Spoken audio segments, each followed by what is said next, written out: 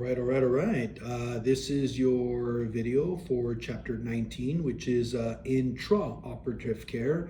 The previous one was pre-op. This one is intra-op, which means the next video will be post-op. So we'll get there, right? So we're beyond preparing the patient, health assessment, physical assessment. We asked about allergies. We confirmed identity. We marked the patient's arm and the whole bit. Right now we're getting into the actual operating room. So this is all intraoperative, chapter 19, page 350. Are you ready? Alrighty. So left-hand side up at the very top, it just talks about how historically surgery took place in a hospital operating room. But what we were talking about even in the previous video is now we've got ambulatory care or same-day surgery, which makes an overnight stay not needed. You're going to spend the night at home, and it reduces the cost of care and also the length of stay, and also the risk for complications. All of that gets reduced as well, right? We keep reading, and there it says, now many patients have surgeries in outpatient settings. Ambulatory, you walk in, you get your operation, and you don't walk out, but you're kind of wheeled out, right?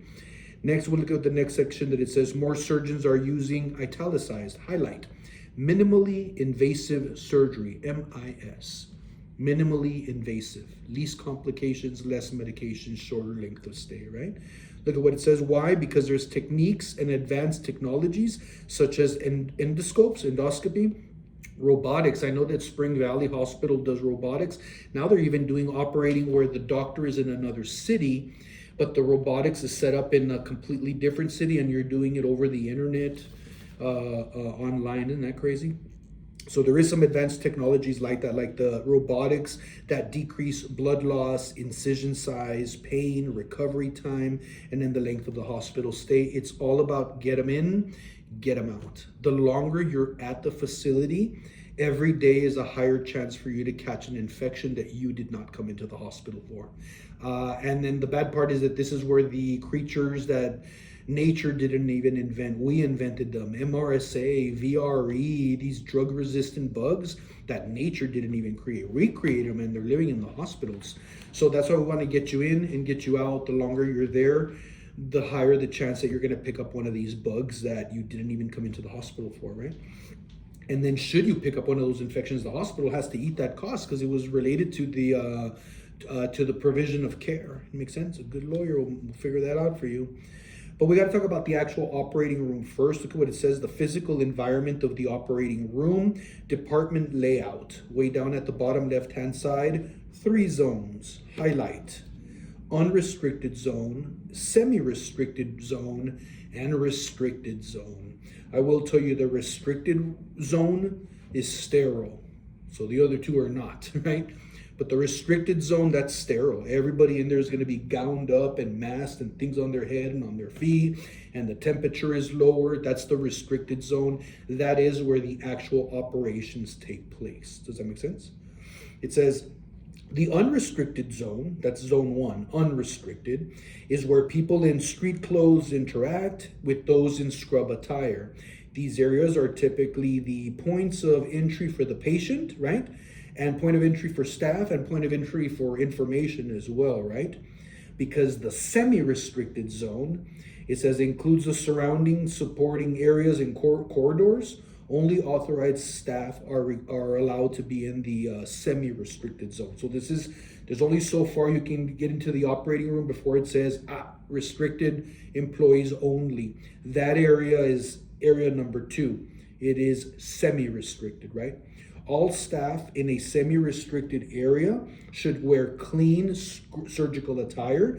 This includes scrub attire that was laundered in an accredited laundry facility.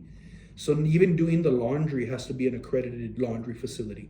My most immediate job before coming back to education, I was infection control for Encompass Health right here down the street.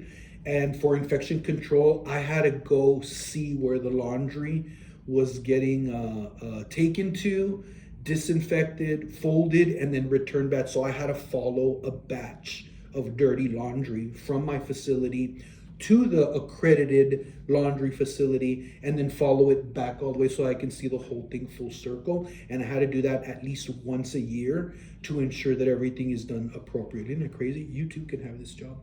What else does it say? It says the attire is going to be long sleeve jackets, shoes dedicated for surgery with shoe covers, surgical head covers, ones that you put on your head, right?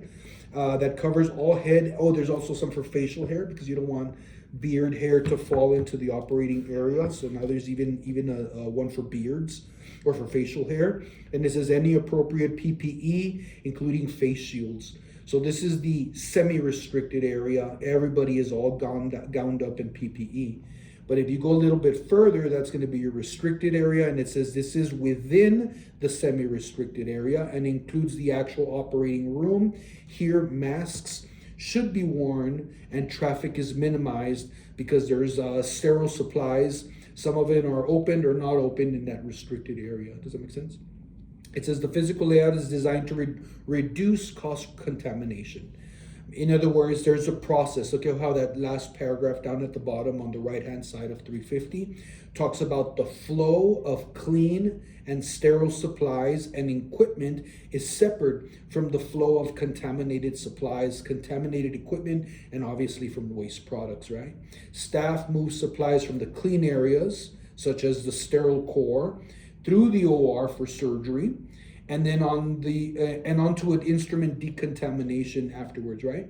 And then there's a sterilization area as well. So for the most part, they have all the machinery that will clean, disinfect, and sterilize all equipment, all within the operating room. They're pretty much ready to go. Not all operating rooms are the same. It depends on what your trauma level is, because some operating rooms are equipped for higher level surgeries and other ones are just very basic. So it all depends on your facility. And then there's a system of categorization, what trauma level is your facility or your hospital. Yeah. That figure 19.1 gives you an idea of what an operating room looks like. Pay attention to the semi-restricted, the restricted area, right? And then the unrestricted zone on the outside. So look at how the restricted area is within the semi-restricted area. So it's layers of protection to get you into a sterile area where the actual operation takes place. Yeah. Look at what it talks about the pre-operative holding area down at the bottom left-hand side. Just highlight that one sentence. It says, in some settings, the holding area is called the admission or observation and discharge unit, AOD. Yeah, in some places it might be called that. That's the holding area. That's when they're bringing you in from pre-op into the operating room, right? Look at the operating room in itself down at the bottom. Highlight where it says it is a unique setting separate from other clinical units. This restricted zone is controlled geographically. So there's a certain part of the hospital that the OR has to be at that makes it travel quickly into the ICUs so that you don't have to take somebody out of the OR and go 3, 4, 5, 6 flights up and then take them over. Does that make sense? So most of the time, wherever the operating room is, down the hall is going to be where your ICUs are at, so you can keep everything nice and contained. So yes, I agree that it is controlled geographically. The other one is environmentally, temperature, airflow. Yeah. Operating rooms tend to be colder because cold makes air move slower. And if there's bacteria in the air, the coldness works as a bacterial static so that the bacteria doesn't move around in the air fast enough. If the air is hot, air moves quicker, bacteria moves quicker. If the air is cold, the airflow is slower and the bacteria moves slower. That's the thinking, the theoretical approach of why an operating room is so darn freezing, you know? And then the last one, aseptically, yeah, that there's certain areas where everything is sterile. There's certain areas where only certain nurses that are sterile can touch equipment, while the ones that are circulating nurses are on the outside bringing things into the sterile field as needed. So they're kind of an in-between buffer. So yes, I agree. The operating room is controlled geographically, it is controlled environmentally, and it is also controlled aseptically, right? Look at what it says. Geographically, OR next to the post-anesthesia care unit, next to the surgical intensive care unit, allows for quick transport of the patient after surgery, close proximity to anesthesia staff in case there's a complication. You see that? Now, what we were saying about the room environmentally, that's the next paragraph. Transmission of infection is the whole reason of why the room is cold. There's also filters and controlled airflow in the venting systems that provides dust control. There is such a thing as, and it says it right there, there's a positive pressure and a negative pressure room. Negative pressure rooms are more for TB isolation. So negative pressure means that the air is coming into the room and the air goes out through a vent on the top. So in a negative pressure room, if I close the door and I drop some popcorn on the floor, the air is gonna suck the popcorn from under the door into the room because it's a negative pressure room. You got it? That's for TB, that's isolation. That's not what I'm talking about here. Here I'm talking a positive pressure room. So in this case, everything is being vented in here and the air pushes out. So in other words, if this was a positive pressure room and I have the door closed and I drop some popcorn on the floor on the outside, it's going to push away further because a positive pressure room pushes air out. A negative pressure room is a vacuum and sucks air up. You get it?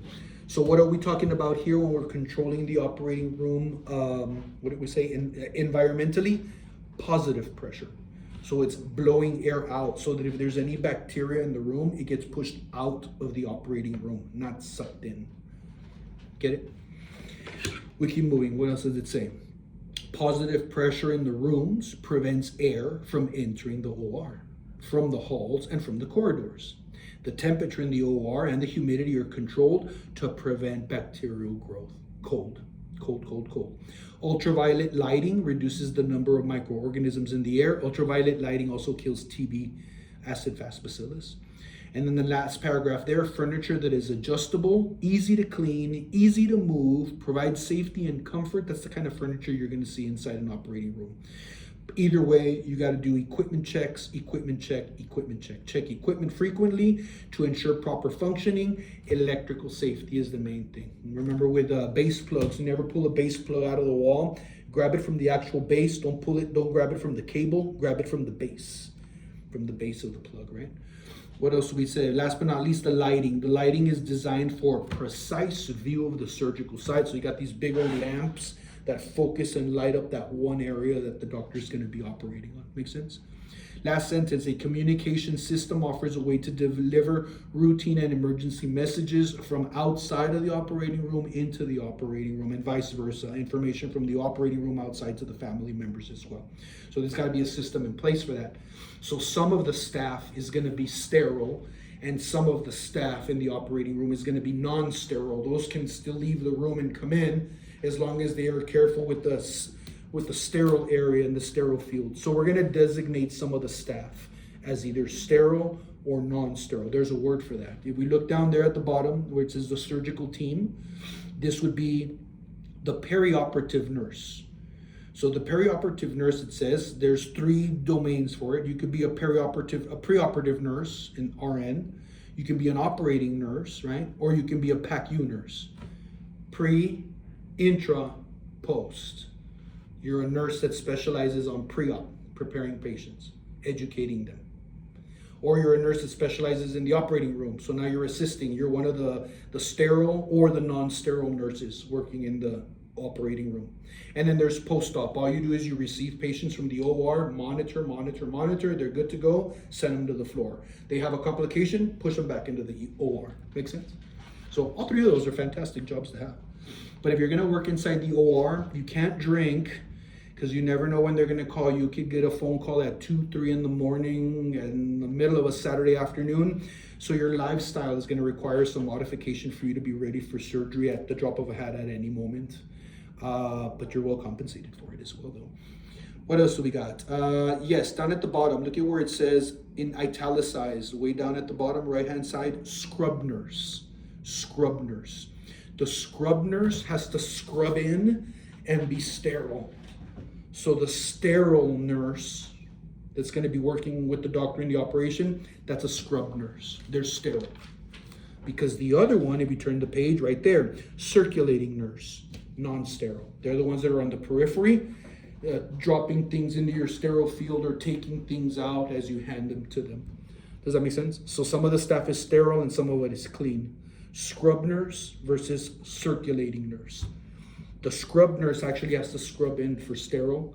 The circulating nurse just circulates on the outside of the sterile field to get you things that you need or take things from you that you need them to leave the room. Make sense? Cool. Either or is a good job too. There is a little blurb here about licensed practical or LVNs or LPNs, depending on what state you're in, and then the surgical tech, because a lot of the times the people that are working inside the operating room are not necessarily nurses. Some of them are techs. You can actually get not a degree, like a certification, and become a surgical tech. So you're like an assistant in the operating room. And sometimes these guys have been working there for so long that they know the job better than most registered nurses that are hopping in for the first time into the OR. So you can learn a lot from a surgical tech, especially if you're a brand new nurse that is interested in the operating room. Follow their lead, and then gradually you'll see how your scope of practice is much wider. And then after a while, you'll see how you start taking over some things instead of them, and then they just do the kind of minor things for you, and you do the things that are within your scope of practice. So good job too, right? So that's the nursing part of the surgical team. Obviously, you're going to need a surgeon, which is right there, 352, right-hand side, the surgeon, the physician who does the surgery. Do you remember that joke I told you in that last video about the doctor that had, the man that had 3 sons that went to go be doctors? Haha. Anyways, look at the 3 different bullet points you got there. What are they responsible for? The medical history, the physical assessment of the patient, right? Obtaining the consents, because remember the surgeon or whoever's going to do the procedure has to get their own consent signed, and then leading the surgical team and directing the course of the whole procedure as well. Sometimes surgeries can last up to 15, 18, 20 hours, and no one surgeon can do it on their own. So they'll do it, and then the second one will come in, and then that's it, I'm done, I clock out, and then he'll continue the surgery. Sometimes that happens. Sometimes, look at how it says a little bit further down, there is such a thing as a surgeon assistant. Usually this is also a physician who is a surgeon, but he's newer to the game. So they pair you up, and the main surgeon is in charge of the whole operation, and the surgeon's assistant might get a chance to open the patient up, prep the site, and then the surgeon comes and does the operation and leaves, and then the surgical assistant comes in and closes everything back up. So you're like the number 2 in the surgery, second in command.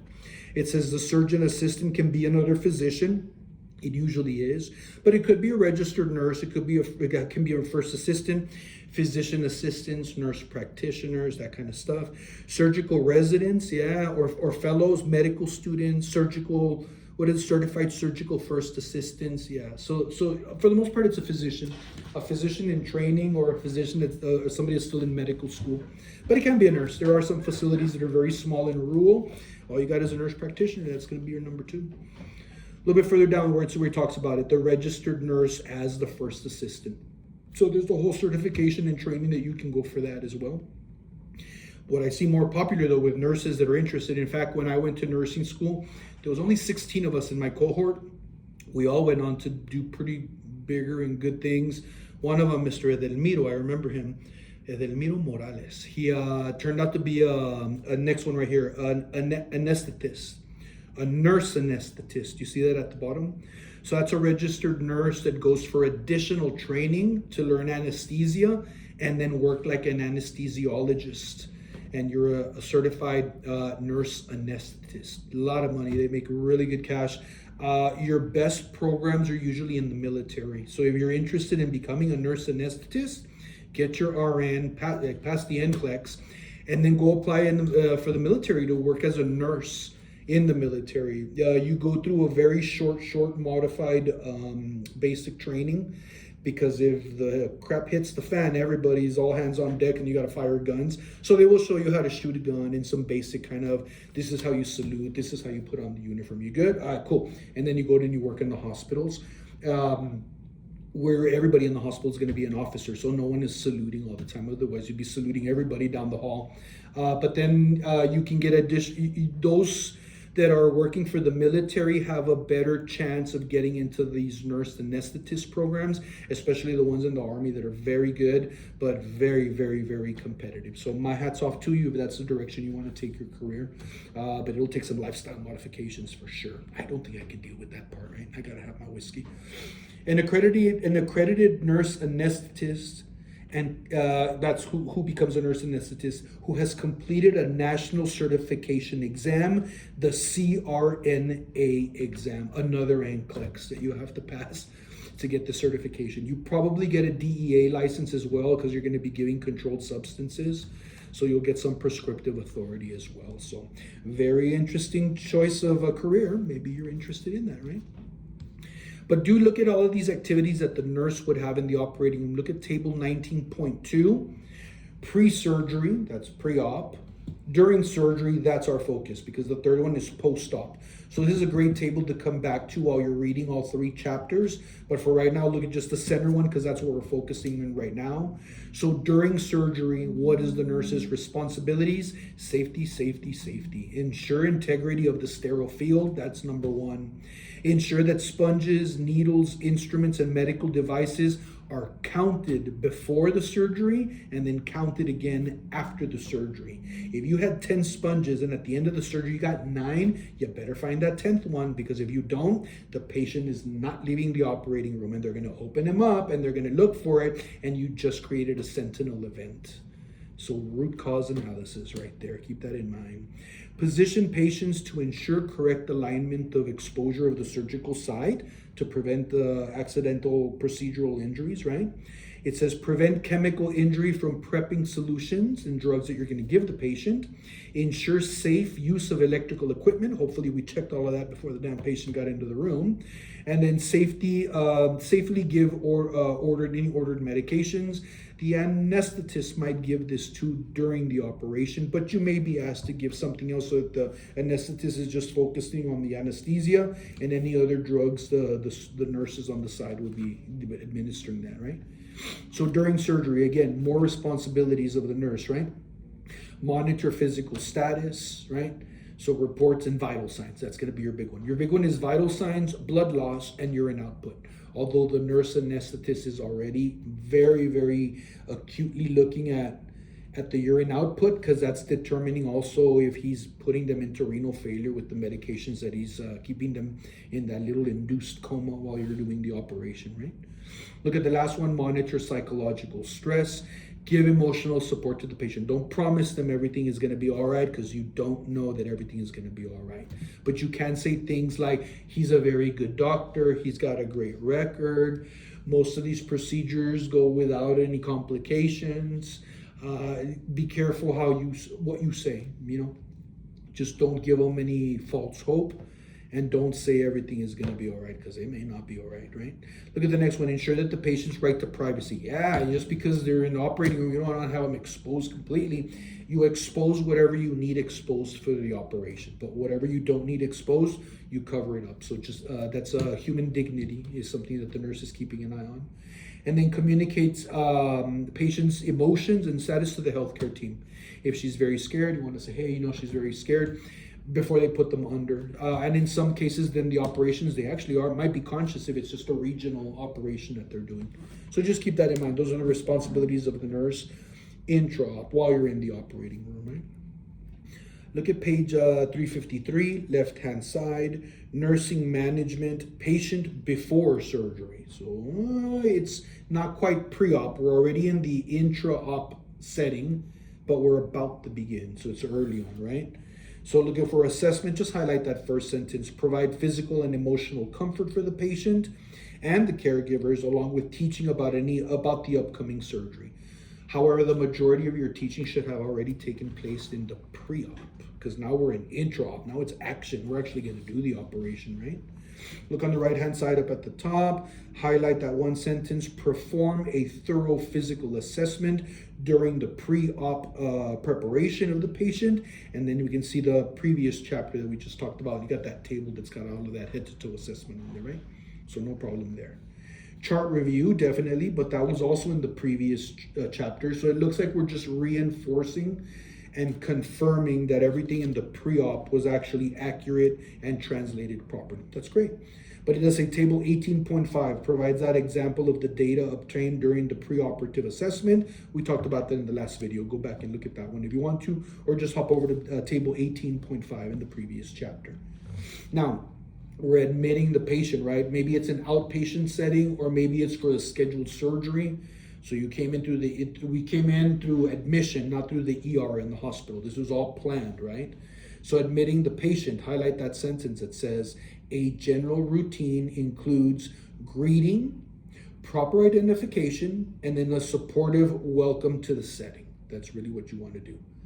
Because you'd be doing your chart review, obviously, right?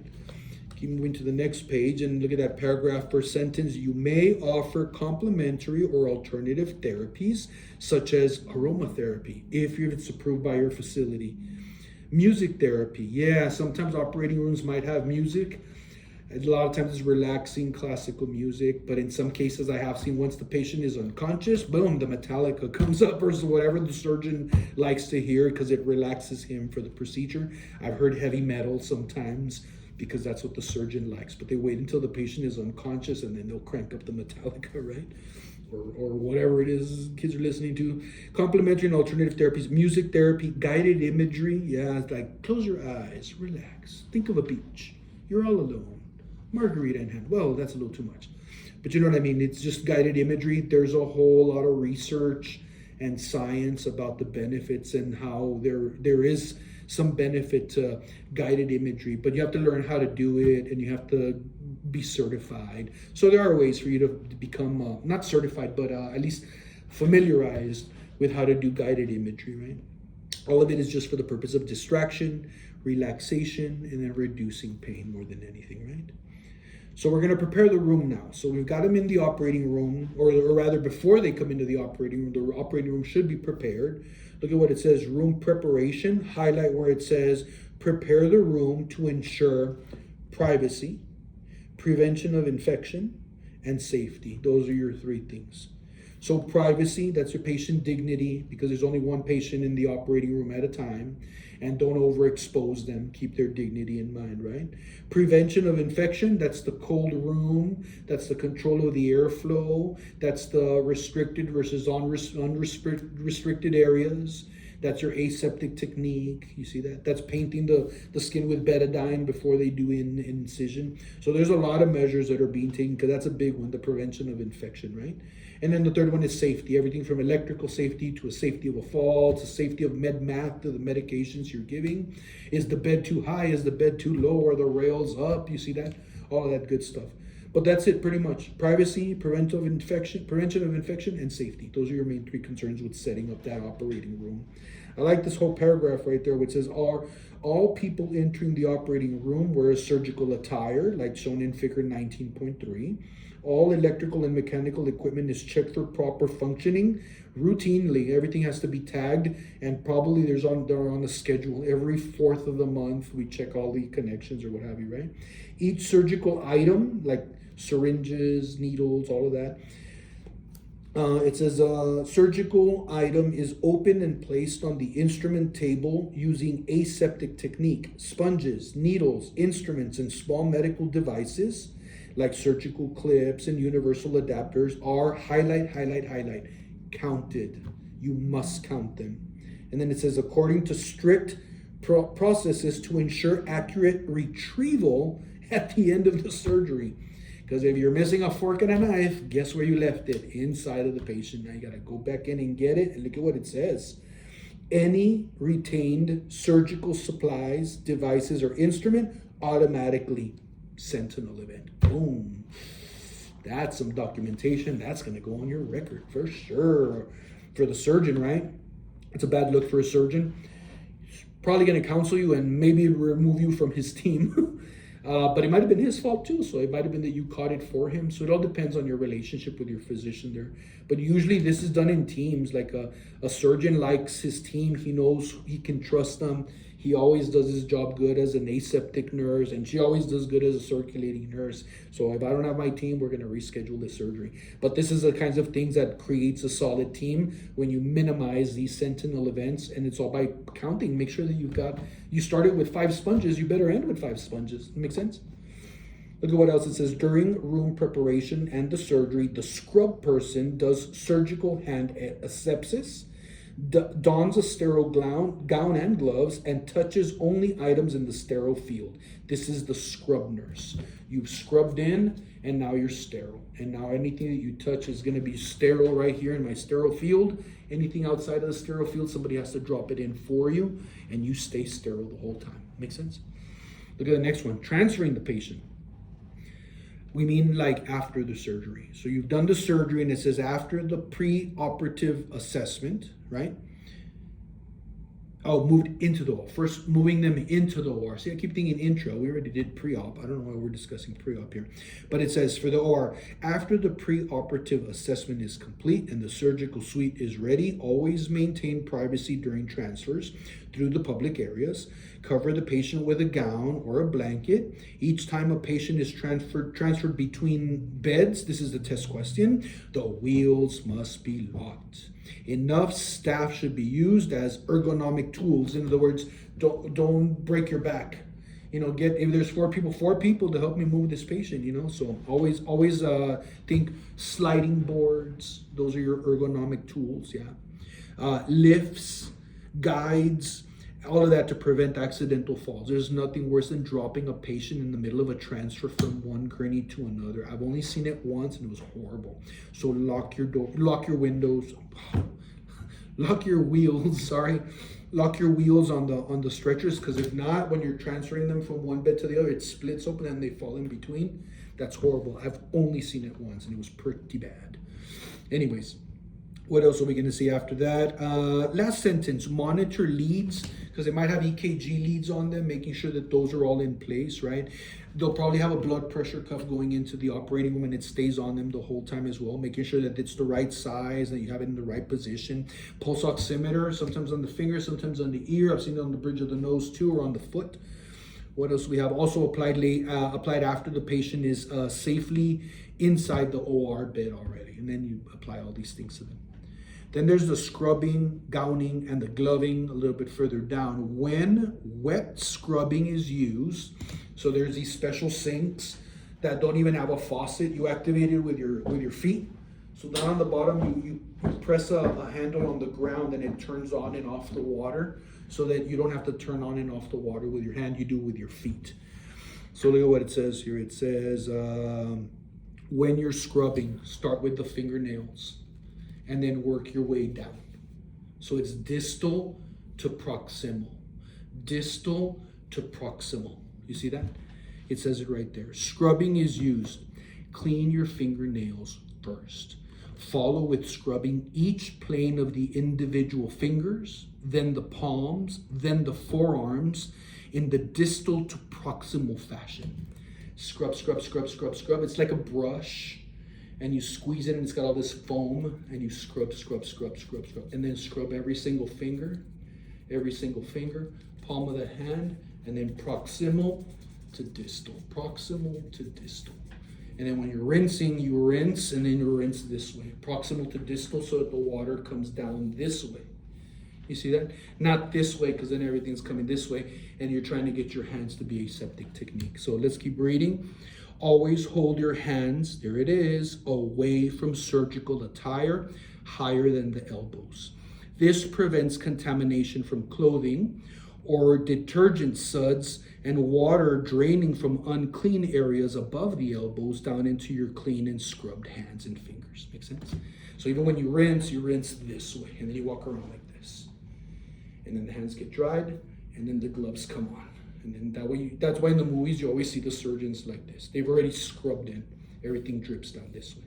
Great test question. Down at the bottom, next paragraph. Once surgical hand asepsis is completed, the team members enter the OR to put on the sterile gowns and not one pair of sterile gloves, two. So one pair of gloves goes on the hands, and the other pair goes on your feet. Just kidding. You put them both on your hands, and then the second pair of gloves over your hands. So your hands have two pairs of gloves. Because if something happens and you do a sterile, I'm gonna have to take off the top glove, save the day. You have a second glove under each one of them, just to keep that in mind. Make sense? What else we says? Yeah, two pairs of gloves. Up at the top, that's a great table, that 19.3 Principles of Aseptic Technique in the Operating Room. We've talked about most of these, but I'll let you read it on your own because there's quite a bit on there. But a lot of it is the common sense stuff, in particularly like the how is it two? Look at bullet point number 1, 2, 3, number 4. Surgical team working on the operative field must wear sterile gowns and gloves. Got it. Once dressed for the procedure, they must recognize that the only part of the gown considered sterile are the front from the chest to table level and sleeves 2 inches below the elbow. In other words, below here, it's out of my visual field. That's it. It's not considered sterile because it's left my visual field. So only this is considered sterile. This is considered sterile up into 2 inches. This is considered sterile 2 inches. And then you got the double gloves on as well. A lot of safety measures just to make sure that we don't give them an infection, because that was the whole point, right? We said, what were those 3 things? Privacy, prevent infection, safety. Highlight. Good stuff. Read the rest of them. The rest are important, but it's all making sure that microorganisms don't move, in particularly the cold environment, to decrease the movement of air, decreases the movement of bacteria. Look at basic aseptic techniques. Basic. Aseptic technique is practiced in the OR to prevent infection. There you go. Look at the next paragraph. Team members must understand that specific principles to practice aseptic technique. Those are the ones in that table 19.3 we were just talking about. And I'll let you read those. Towards the end of this thing where it says these guidelines emphasize 1, 2, 3. 1, 2, 3. These guidelines in table 19.3 emphasize these 3 things at the bottom. You see that? Number 1, standard and transmission-based precautions. Standard means consider all things that are not from your own body infected. So never touch anybody's urine, never touch anybody's stool, never touch anybody's blood, because consider it infected. Always wear a glove. That's universal precaution. That would be considered, where is it? That would be considered a standard-based precaution, because transmission-based precaution, that's when you're getting into contact isolation versus airborne isolation versus enteric precautions. You see that those are more specific based on what disease we know you have, and that's the way that disease spreads. So we're going to use the right PPE for the right condition. That would be considered, what do we say? Transmission-based. Or just every day would be universal precaution or basic standard precautions. That's number 1. These guidelines, now number 2, also emphasize engineering and work practice controls. This is the airflow, temperature, ventilation, positive pressure rooms, all that good stuff. Because number 3 says using personal protective equipment. We're talking gloves, gowns, cap, face shields, masks, and also protective eyewear. Again, depending on what type of operation that you're going to do, the right PPE for the right situation. Because if you use the wrong PPE for the wrong situation, 1, you're not using it properly, and number 2, you're wasting money. So cost of care. Yeah, you have to keep cost of care in mind as well. A little bit further down, assisting the ACP. ACP was like the assistant, what was it? What was ACP? Where did they get that from? I saw that. It was when we were talking about ACP. Anesthesia care provider, the anesthetist. Anesthesia care provider, okay? So it says assisting the ACP, second paragraph. If you are the circulating nurse, which one's the circulating nurse? Sterile or non-sterile? Non-sterile, right? Circulating nurse. You may be involved in placing monitoring devices used during the procedure, like the EKG, right, or pulse oximeter. And it says if the patient is having general anesthesia, what does that mean? General anesthesia. That means it's going to knock you out from head to toe. General. So general anesthesia doesn't mean like any old general. No. General anesthesia means general from head to toe. You're going to be unconscious 100%. You're going to need a breathing machine. That's general, as opposed to local or regional. Make sense? Let's go back to that sentence. It says, I got lost. If the patient is having general anesthesia, stay at the patient's side to ensure safety and aid the ACP as needed. These responsibilities may include measure the patient's BP, help maintain patient's airway. Yeah, so pulse oximeter, you're looking at signs and symptoms as well. Look at the next one, positioning the patient. Halfway through that first paragraph, highlight where it says there are a variety of surgical positions. Number one, supine. That's on the back. Please know these positions, supine. The next one says prone. Which one is prone? Supine is on your back, which means prone is on your belly. So I can see supine for a cardiac surgery. I can see prone for a back surgery. Do you see that? What's another one? Lithotomy. Lithotomy is more for women's health. That's the pap smear position with both of the legs up in the air like this on the stirrups. Yeah, that's the lithotomy position. This is more for gynecology, but it could be something for urinary tract female, or it could be colon as well. Yeah, you could use it. What else do we have? We also have lateral, includes lateral side laying or also sitting as well. That little tiny paragraph, it says improper positioning can result in multiple strains, joint damage, pressure injuries, nerve damage, and other outward effects. Because you and I, if we're sitting wrong after a couple of minutes, you're like, oh, Jesus, this hurts, But if you're general anesthesia unconscious and you're sitting the wrong way, you're not going to do anything about it. So that by the time the surgery is over, you've been sitting on your elbow for like 12 hours, and now there's a whole injury on it as well. Do you see that? So this is the nurse's responsibility, making sure that the body is aligned properly and that it's not in some weird position that could create some sort of an injury or pressure ulcer or something. Yeah. Where am I? I got lost. So yeah, next one. Take care to provide correct musculoskeletal alignment. That's where I was going. Alignment. Prevent occlusion of arteries and veins. Yeah, because then your leg falls asleep. You and I feel it, we get up, but if you're unconscious under general anesthesia, that's like 12 hours of your pinky toe not getting any blood. That thing's gonna rot by the end of the procedure, right? So it says, that's why you gotta prevent occlusion of arteries and veins, undue pressure on nerves, skin over bony prominences. So you might have to pad bony prominences, like in particularly the inner part of the elbow. For some people, it kind of sticks out a little bit, and that's easy to bang, or you're putting a lot of pressure on it as well. That actually hurt. What else? Earlobes, eyes. Sometimes you have to tape the eyes shut. Provide modesty and exposure. Recognize and respect patients' needs, such as previously assessed pain or any kind of deformities. It says secure extremities. Provide adequate padding. There you go. See, and then support. So the padding, think very skinny people and bony prominences. Think the iliac crest on the back, on the pelvis, iliac crest. Think the elbows, think heels as well, heels. Look at the next one, electrosurgery and smoke. Sometimes there's an electric scalpel or a laser scalpel that's gonna create debris and particles that go into the air, skin cells, gross, right? So look at what it says, care must be taken to correctly place grounding pad. Yeah, you could electrocute the sucker. And all electrical surgical equipment to prevent injury from burns and fire, because yeah, it's gonna create heat. So it might have a little bit of a weird smell of burning hair, burning flesh. It's kind of a very unique smell. If you haven't smelled that before, once you smell it, you recognize it the next time you smell it. Preparing the surgical site. So if we're going to operate on a particular area, we got to prepare the actual site of incision and operation. The purpose of skin preparation or prepping is to reduce the number of microorganisms available to migrate to the surgical site. Most of the time in the past, they used to use like an betadine. You can look that up, betadine, betadine, D-I-N-E, betadine. Although a lot of people now they're moving away from it because they're allergic to iodine, so that might be an issue. There's other things as well.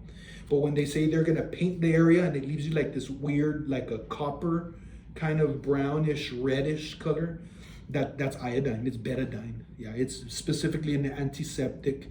You can use it to clean things, but in this case, they're painting the skin, prepping it for the incision to kill bacteria so that it doesn't infect the site.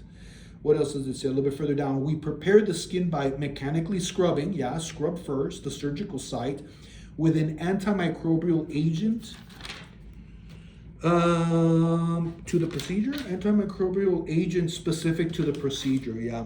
There's another one, chlorhexidine, also known as Hibiclens. Google image Hibiclens.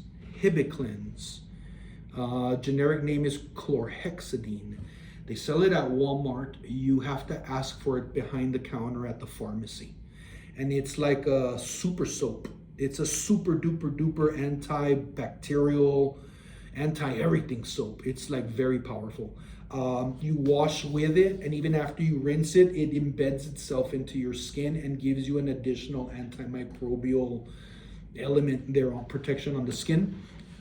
Smells nice, smells really nice, but very expensive. We don't want the average population to use it because all of that antibacterial will go into the drains and you're going to create even more MRSA and more VRE all over the place. So we try to limit the use of it. I'm kind of not a fan of it being available over the counter. So I don't tell anybody, but now you know that it's available. It's called Hibiclens. You can look it up. They'll usually have you shower with it the night before. And then you showered with the Hibiclens. Now you pop into the OR, and then on top of the Hibiclens, they're going to give you the paint of the iodine to get an added extra protection against infection. Make sense?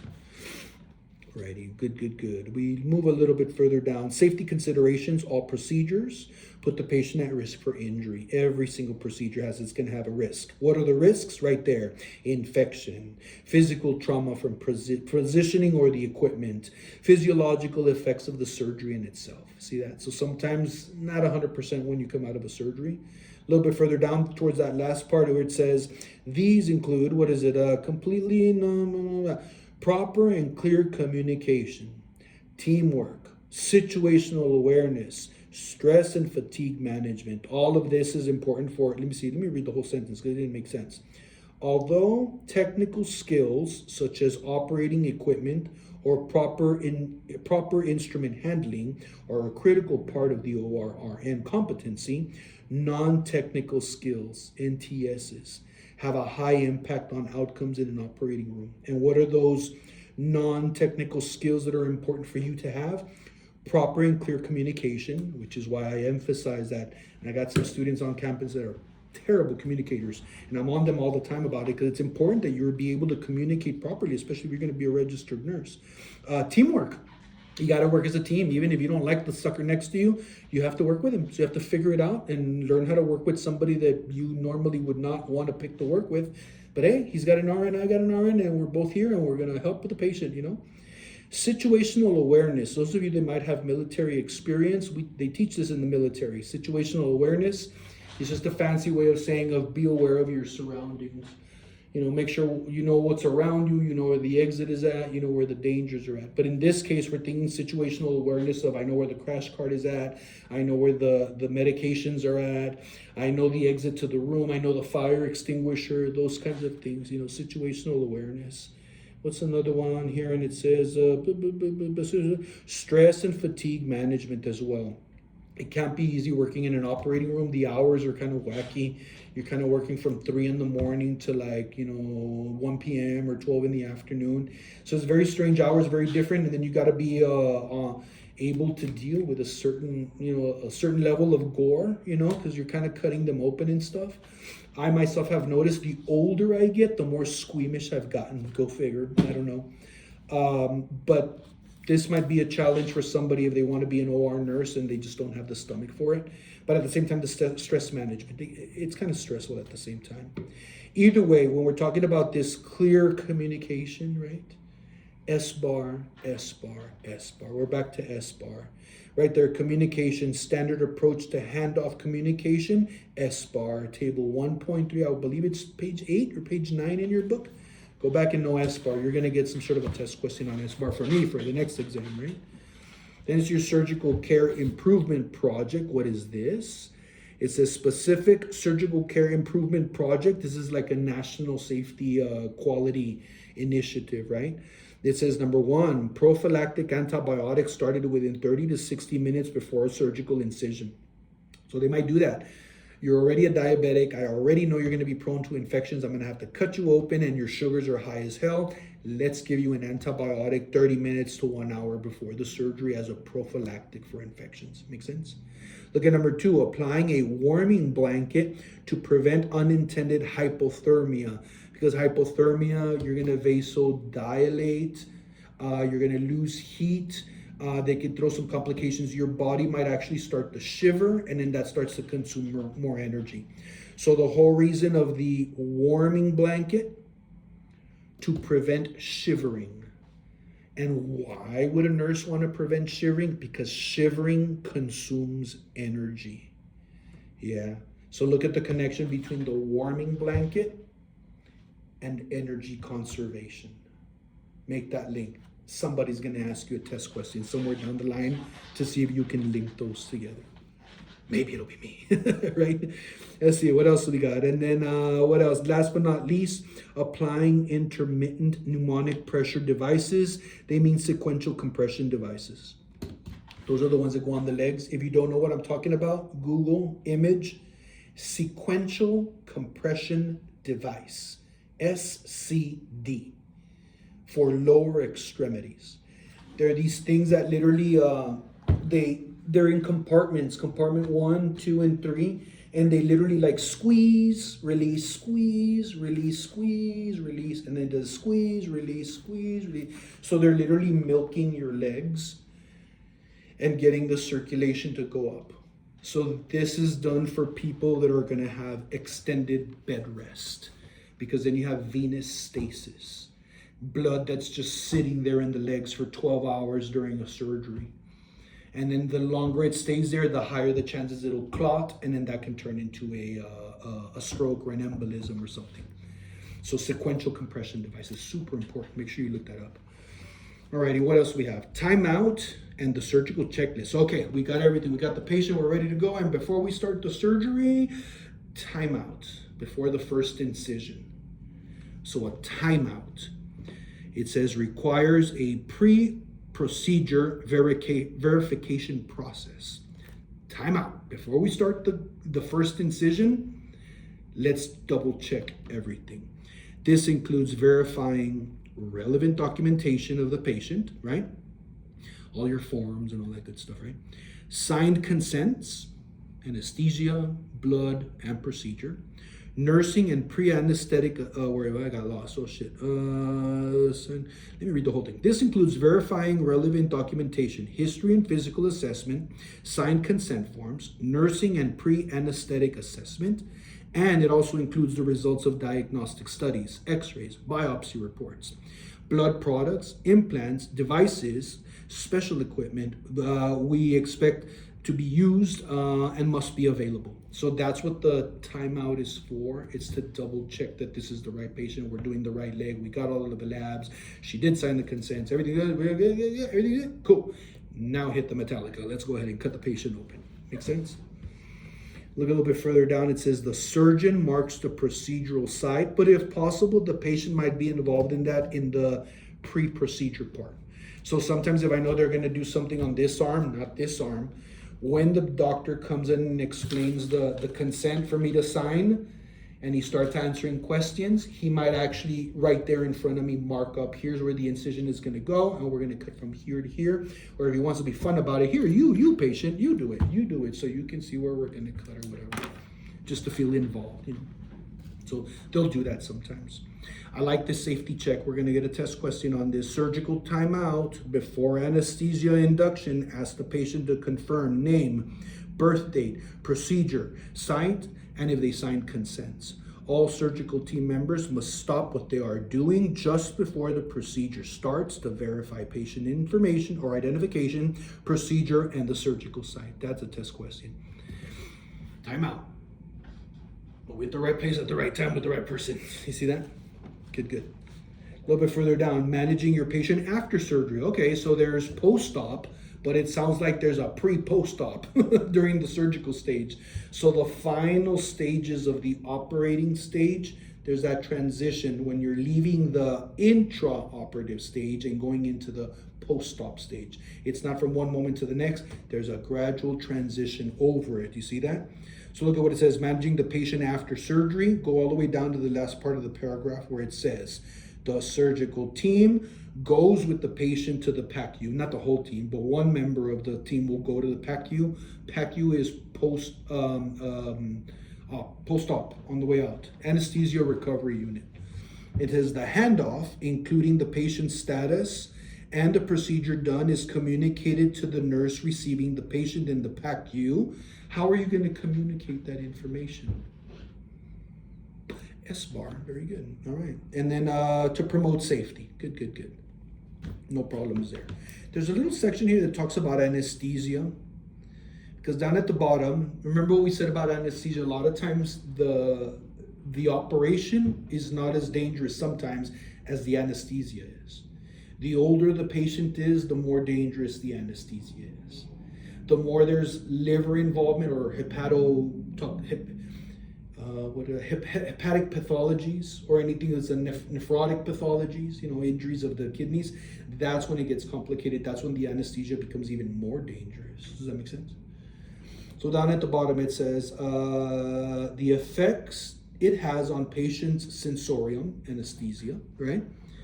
And pain and perception is the reason we're giving it. We're trying to decrease your sensory and decrease your consciousness of pain and awareness, right? These definitions include, highlight these. These are the different types of sedation, right? There's minimal sedation, which is just even giving you something that's going to just relax you a little bit. That's not what we're talking about. That's minimum. Look at the next one. Moderate sedation, also known as analgesia. So another name for moderate sedation in the past, or you might find research papers that refer to it as conscious sedation, which means you're not 100% out, but you're out. You do not need a ventilator. Mechanical ventilation, a breathing machine, not needed for moderate sedation. Yeah, you need that for general sedation. General is top to bottom, and now you need a breathing machine. So moderate sedation or conscious sedation, as it is referred to, no need for a breathing machine. So usually what they're giving you IV is probably Versed or Valium that can be given, but you must have a crash cart in the room, and you must have resuscitatory equipment in case of emergency. But no breathing machine is required for a moderate sedation. The breathing machine is going to be for the last one, general sedation. Now you bought yourself a breathing machine, right? Look at the next paragraph where it says the ACP, that's the anesthesia guy, right? The ACP has ultimate responsibility for the choice of anesthesia. Contributing factors include the patient's current physical and mental status, their age, their allergies, their pain history, their expertise of the ACP. Oh, yeah, if the anesthesiologist is very aware of the newest guidelines for the newest drugs and the newest element, yeah, that makes a big difference too, right? And then procedural factors, how is the length of time that the surgery is going to be, the site that's being operated on, what are the discharge plans? Are you staying at the hospital or are you going home? All of that is going to contribute to the decision of what substance am I going to use to keep you under general anesthesia. Make sense? Because look at some of the techniques, anesthesia techniques down at the bottom. This is the moderate sedation. This is conscious sedation. Look at what it says. Moderate to deep sedation used for procedures done outside of the OR. So this is more for ambulatory care. So for the most part, if it's going to be general sedation, like 100%, man, you need an anesthesiologist. They may or may not do that out in an outpatient setting. When my mom had her knee replacement, this was just this last October, in Texas, there was a surgical site, and that's all the site did. They just did knees, shoulders, and back, and it was one after the other. So they had the offices where they would see the patient for patient visits, but then they had their surgical suites. And then they'd see patients Monday, Tuesdays, and Wednesdays. Thursdays, Fridays, and Saturdays is reserved just for operations, and that's how that staff bounced between two different facilities like that. That sounds kind of neat. What else do we have? Look at where it talks about monitored anesthesia care. That's a little bit different. That's MAC, is used for diagnostic and therapeutic procedures done outside of the OR. This is for endoscopic clinics. So colonoscopies, bronchoscopies, that would be considered as MAC. Yeah, you're still not, you're sedated, but you're not needing a breathing machine just yet. Now, next one, general anesthesia. Now you bought yourself a ventilator. Now a respiratory guy is going to come into the picture. It says general anesthesia is the technique of choice for patients who are having surgeries that are significant duration, need skeletal muscle relaxation right there. Now it's going to paralyze your diaphragm. Requires uncomfortable operating room positions because of the location and the incision site, and need control over ventilation. You bought yourself a ventilator. Look at the next paragraph. The goals of anesthesia include controlling biological responses induced by a variety of stressors and protecting patients from stress-induced complications. Turn the page. Look at the top, table 19.4. Look at number 1, 2, 3, moderate sedation, and then at the very top, general sedation. Just so you can kind of see that both of them, and then MAC is in here as well. Although I don't like how it just lists all of those bullet points, but it doesn't designate quite the same all the way across. Look at for general sedation. Oh, I get it. Okay, I get it. I didn't understand this table, but I do now. So look at how 19.4, table 19.4, look at how it lists the effects on patients, and it just gives you a bunch of bullet points. But look at how the very, very, very bottom, the last bullet point is super light. Includes spinal, anesthesia, nerve blocks, very simple. This is the minimum.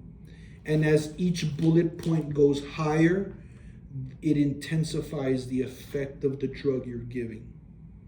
Because general anesthesia at the very top, all of those things for the most part apply. But for regional anesthesia, only where it ends, only those things apply. So for MAC, more bullet points apply. For moderate sedation, more bullet points apply. For general anesthesia, all of the bullet points apply. You get it? I didn't quite understand. I was like, how the hell did they put this table? Because it doesn't have any lines across, but that's what it is. It's the effects on the patient, and then they gradually get more intense with the type of general sedation being the maximum.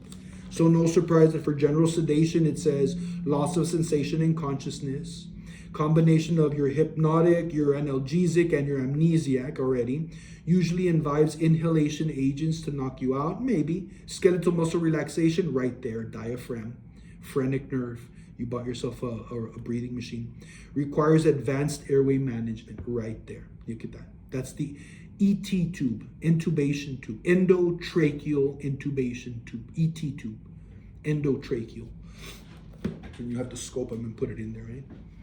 Hop on over to the other side. I'm going over an hour here. I've got about 2 more pages to go. Let's knock this out real quick. Over on page 359, IV agents. We're going to give hypnotics, anxiolytics, and dissociative agents. The drugs we're going to give, for the most part, Versed,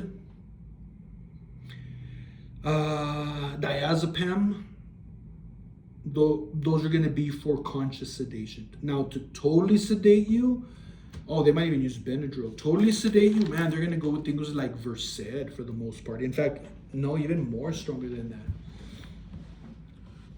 No, you're talking a lot of the paralytic agents. Let's see. Let's look at what your book has to say. It does talk about inhalation agents. Where is it? Doesn't mention any of them. Some disulfiram. There you go. Some inhalation agents like disulfiram might be one that they could use. However, a little bit further down, adjuncts to general anesthetics. There it is. These include highlight, opioids, benzos, neuromuscular blocking agents, which are skeletal muscle relaxants, and then your antiemetics. 19.7. Turn the page. 19.7. Oh, drugs. There they are. All right. From top to bottom, highlight propofol, which is called Deprivan. Do you remember this drug? We talked about it already in Farm. Propofol. Propofol is the Michael Jackson drug. This is also called milk of amnesia. The drug in itself looks like milk. It is given IV, and it has an extremely short half-life. In fact, it keeps you unconscious as long as the infusion is going and you're out. But if you turn the pump off, the patient wakes up. And then you turn the pump back on and they go back off. So that's how strong it is, but it needs to be given continuously for it to take effect. But the beauty of it is the short half-life, because the recovery from it is a lot shorter as well. However, it is profoundly sedating. It is illegal to use this drug outside of a medical facility that can do a code. and have a crash cart. So that doctor that gave it to Michael Jackson for insomnia, for crying out loud, I'm glad he went to jail and lost his license, because he should have known better that this drug is never used outside of a medical facility with staff that has ACLS and crash carts that can handle the code. Yeah. But it is a very powerful drug. Yeah. So needless to say, the adverse effect, bradycardia, dysrhythmias, drops in blood pressure. Yeah, definitely. So you got to monitor, and then keep an eye on, apparently their triglycerides affected as well. I wasn't too familiar with that. But keep that in mind that it's a very short half-life. Does it say that? It does. Ideal for short outpatient procedures because of the rapid onset and the quick metabolic clearance. Absolutely. Yeah. It only works as long as you give it, but as soon as you turn it off, they wake back up. So it's perfect for neuro. It's great for inducing comas for neuro patients. Because if the doctor says he wants to do neuro checks every 3 hours, you can turn the machine off, wake them up, do your neuro checks, and as soon as you're done, knock it back out. So I've been there several times. What's another one that I want you to focus on? Oh, over on this side, 361. At the very top, antiemetics, you should know, and ondansetron, Zofran. Technically, it's for nausea and vomiting, but it has a slight sedative effect, enough that it can be used for some procedures sometimes. Highlight all three of your benzos, Valium, Ativan, Versed, also known as diazepam, lorazepam, midazolam, right? What is the reversal agent for these? Flumazenil, very good. A little bit further down, look at your neuromuscular blocking agent, succinylcholine. This is going to paralyze your diaphragm. You need a breathing machine. You cannot use succinylcholine without hooking somebody up with an endotracheal tube to mechanical ventilation. Yeah, that's guaranteed. You need to. In fact, on the right-hand side, promotes endotracheal intubation, promotes skeletal muscle relaxation, paralysis, right? We need to know the reversal agent for this, though. No, not the reversal. No. It has not the reversal agent. Succinylcholine has a high chance of causing malignant hyperthermia in some patients that are genetically prone to it. That's part of the health history. In the past, has your mom, dad, brother, sister ever had malignant hyperthermia during surgery? Why, yes, they have. Better get some dantrolene, yeah, as a reversal agent, just in case this patient starts to have malignant hyperthermia related to the succinylcholine. Make sense? A little bit further down, your opioids, fentanyl, hydromorphone, morphine. What is the reversal agent for this? Very good. Naloxone, right? You should know that one by now. Yeah. So some of these might actually be spinal anesthesias. So look at this picture up at the top over on page 362, figure 19.6. Look at how letter A is subdural. Do you remember that, right? I drew you that. I told you you have a soft mother and a hard mother. It's your brain and the spinal cord, and then the sac that's around it is the soft mother. That's pia mater. And then there's a space, and then you have a hard sac around it, the hard mother, which is dura mater. So if the needle goes below the dural space, that's a subdural. So if you look at letter A, it goes through the skin, through the fat, through the muscle between the bones, and it pierces the dura, the hard mother. So this is a subdural anesthetic. You see that? Because B and C are outside of the dura. These are epidural. A is subdural, under the dura. But B and C are epidural, above the dura. Look at how B is going to leave the medication in one spot right there, while C, look at how there's a little coil attached to it. That's a continuous infusion. So you can give a bolus shot of an anesthetic B into the epidural space, or you can give a continuous infusion, and look at how the needle is bent on one end, and on the opposite end there's a little wire that's connected to the medication and the pump that's giving it. It's this little tiny thin tubing. So just so you know, those two. Yeah, those would be some options. Down at the bottom, it talks about gerontological considerations during surgery. The older you are, older kidneys, older liver, higher chances of injury right there, right? And it says aging affects the absorption, the distribution, and the metabolism of these drugs that are given. This results in changes in the onset, the peak, the duration, the independent of the route of administration.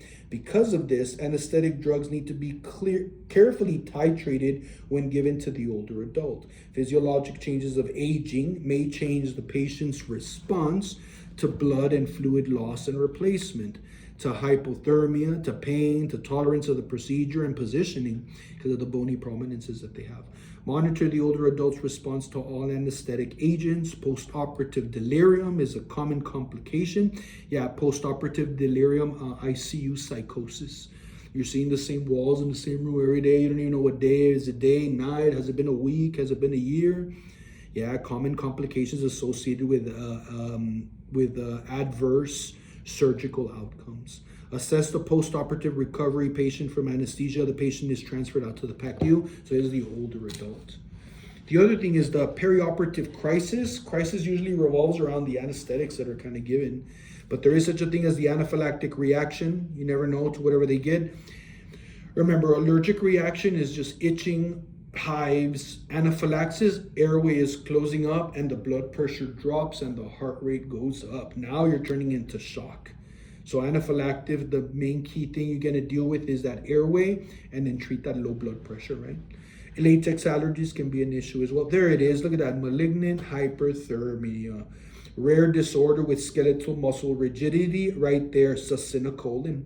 Succinylcholine is famous for causing this if you're already genetically predisposed for it. And the drug you're going to need up in the next part, 363. Malignant hyperthermia is an autosomal dominant trait. So it's hereditary. Yeah. And look at the next one. Predictions based on family history. Important, but not reliable. Thank you very much. A little bit further down, you're going to end up with tachycardia, tachypnea, hypercarbia. They changed the name. It used to be called hypercapnia. It was too much carbon dioxide. Now it's hypercarbia. How about that? And ventricular dysrhythmias may occur, but they're non-specific to the malignant hyperthermia. Look at the drug. Last sentence there. Dantrolene. That's a test question for sure because I love my farm. So dantrolene is the drug of choice for malignant hyperthermia caused by succinylcholine during general anesthetics during the intraoperative phase of surgery. Oh, that sounded smart. That's enough for today. Good stuff. See you on the next video. Bye.